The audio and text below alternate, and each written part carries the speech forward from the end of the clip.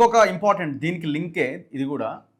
మొన్న దసరా పండుగ రోజు 1, 2, 3, 4 ఈ 4 డేట్స్లో దాదాపు 800 కోట్ల మందు తాగిరు తెలంగాణ వాళ్ళు, మనమే. సెప్టెంబర్ నెలలో before month 1st to 30th వరకు దాదాపు 3040 కోట్ల మందు తాగిరు. 3000 కోట్ల మందు తాగిరు. జస్ట్ 4 డేస్లో 800 crores క్రాస్ అయిపోయింది. అంటే ఈ మంత్ ఈజీగా 4000 టచ్ అవుతుంది. అంటే యావరేజ్గా 12 36 అంటే దాదాపు ఒక 40,000 కోట్ల మంది తాగుతున్నారు పర్ ఇయర్. 40,000 crores. ఇది తెలంగాణ ముఖ చిత్రం. నేను దీనిలో ఒక చిన్నది ఏం చెప్పంటే, ఇప్పుడు వాళ్ళు 3000 మళ్ళీ గాంధీ జయంతి వచ్చింది, ఆ రోజు వైన్స్ బంద్ అయినా కూడా బిఫోర్ డే ఆల్ మంచిగా రెడీ చేసుకొని ఖతం చేసారు. ఏ జాతర నువ్వు యాడిపోయినా జాతర 150-200 మంది ఉన్నారు. యాడిపోయినా కూరగొట్టడం దగ్గర, మంది అమ్మటం దగ్గర యాడిపోయినా జాతరనే ఉన్నారు. నేను ఇక్కడ కూర అంటే అది సరే వేరే విషయం. అంటే నేను చెప్తున్నా, అంటే గాంధీ జయంతి కనుక అది కూడా తినొద్దు అంటే అది అన్ని నడిచిపోయినాయి. ఇప్పుడు అక్కడ మాట్లాడుతుందంటే గాంధీ ముందా పండుగ ముందా అని మాట్లాడుతుండ్రు. అది కూడా సరే, ఇవన్నీ దానికి డీప్ గా మనం పోదలుచుకోలేదు. కానీ ఇప్పుడు ఒక నెలల 3048 కోట్లు 3048 కోట్లు. దీంట్లో ఒక చిన్న కరెక్షన్ అంటే, దీన్ని ప్రజలు కూడా నెగటివ్ గా తీసుకోకూడదు, వీడు ఏదో మాట్లాడుతున్నా అనుకోకండి. కానీ నువ్వు వినాయక ఉంది ప్లస్ దుర్గామాత ఈ రెండు కనుక కలిపితే తెలంగాణలో ఒక 20% బడులు పర్మనెంట్ ఇన్ఫ్రాస్ట్రక్చర్ తోటి తయారయ్యి పంతుల జీతాలు ఇచ్చుకుంటే తయారయ్యే స్థాయి దాకా పోతాయి. 50,000 కోట్ల రూపాయలు అంటే ఎంటైర్ తెలంగాణ ఉచిత విద్య మొత్తం కంప్లీట్ 50,000 కోట్లు. ఇంకో 50,000 కోట్లు పెడితే ఎంటైర్ తెలంగాణలో 55,000 కొద్దిగా పిరమైతే ఇప్పుడు పెరిగినాయి కావచ్చు. మొత్తం హాస్పిటల్ అంతా వైద్యం అంటే దాదాపు ఒక 15 to 20% తెలంగాణలో పైసలు దీన్ని ఖర్చు పెట్టినటువంటి పైసలు కనుక కన్స్ట్రక్టివ్ వాడి కనుక పెట్టేది ఉంటే ఒక 15 నుంచి 20% బడులను నీకు హాస్పిటల్ మంచిగా అయితే ఇంకా దేనికి కావాలి, ఎటుపోతున్నాం మనం?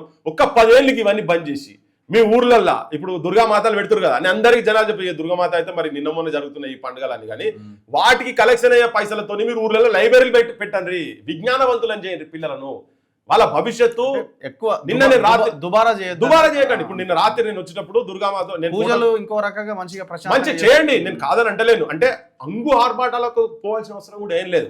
అసలు ఈసారి మేము దుర్గామాతకు పెడుతున్నాం, దీంట్లో ఒక 50% 60% పైసలు తీసుకొచ్చి మేము పలాని ఊరిలో ఒక లైబ్రరీ పెడతాం, లేకపోతే ఒక 4 చదివిపిస్తాం. అట్లా చేయండి, అది మంచిగా అవుతుంది కదా. నేను రాత్రి వస్తుంటే ఉప్పల్లో రాత్రి 2 గంటలకు దుర్గామాత పోతుంది, చేతులలో బీర్లు పట్టుకొని పోతున్నారు. ఇట్లా యూత్ బీర్లు పట్టుకొని పోతున్నారు. అదే నేను రిలీజియస్ బిలీఫ్స్ గురించి నేనేం చర్చ చేస్తలేను, కానీ దాంట్లో అట్లీస్ట్ అది పెట్టే ముందు కొంచెం సమాజం ఇట్లా విజ్ఞానవంతులయ్యేటువంటి సమాజం సైడ్ కనుక పోతే ఇంకా చాలా బాగుంటది. నువ్వు యాడ చూడు డీజల్ వేల కొద్ది అవుతుంది, అది ఎక్కడికొక్కలో వస్తున్నారు, ఈడ పెట్టి ఆ దందాలు కూడా చేసుకుంటారు. ఇక్కడ మన ఊర్లకు సంబంధించిన వాళ్ళు చాలా మినిమం, ఇవన్నీ తక్కువ, చాలా తక్కువ.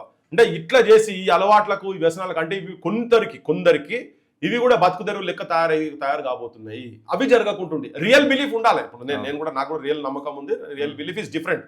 మన సమ్మక్కకు సారక్కకు మా ఇంట్లో కూడా చేసేది. ఇప్పుడు కొత్త దేవతలు కూడా వచ్చి మన మీద ఇంపోజ్ చేసుడు అది కూడా జరుగుతున్నది.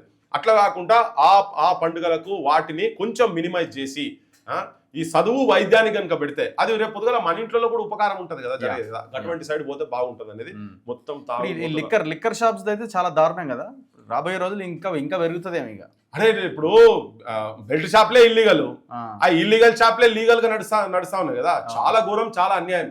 నేను జనానికి కూడా చెప్పదలుచుకునేది అంటే జర మందు తాగుడు జర తక్కువ చేయండి. మందుతోటి ఇప్పుడు మీకేంది 35-40 ఏళ్ళ లోపల చాలా మంది చచ్చిపోతున్నారు. చాలా అంటే చాలా. తిండి తింటలేరు, తిండి ఎట్లా దొరుకుతలేదు.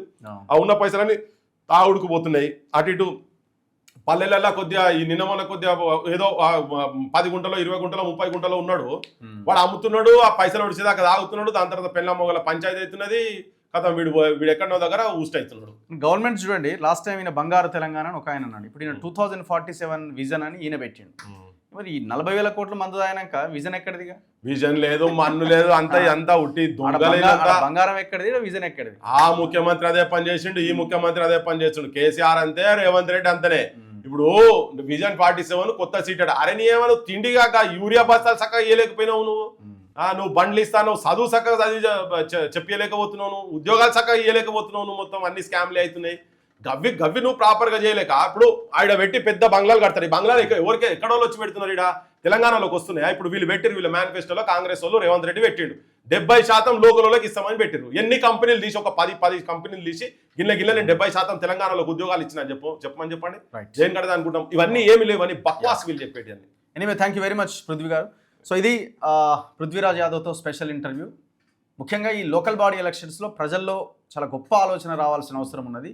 మీరు ఒక రోజు ఒక పూట మీరు తీసుకునే ఆ నోటు, మందు, సీసా ఇవన్నింటి నుంచి మనం బయటపడి ఒక మంచి నాయకుని కనుక మనం ఎన్నుకోవడానికి ఒక ప్రయత్నమైనా జరగాలి కనీసం. సో ఒక అడుగు ముందుకు పడితే నెక్స్ట్ టైం ఇంకా మనం బలమైన అడుగులు వేయగలుగుతాం. సో ఆ దిశగా రాబోయే ఎలక్షన్స్లో ఆలోచించాలి.